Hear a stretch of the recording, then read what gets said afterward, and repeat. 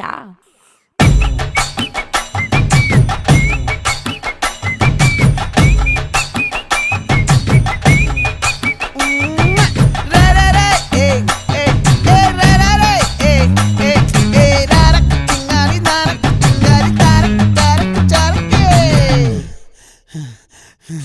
விளைஞ்சிருக்கும் என் வெத்தலை கொடி, அட வளைஞ்சிருக்கும் ஒரு சன்னல் வெடி. தோட்டா ஒரு கண்ணால தொலைஞ்ச ஒரு பொண்ணால வாக்கா இந்த வம்பால வல விரிச்சிட வந்தாளே.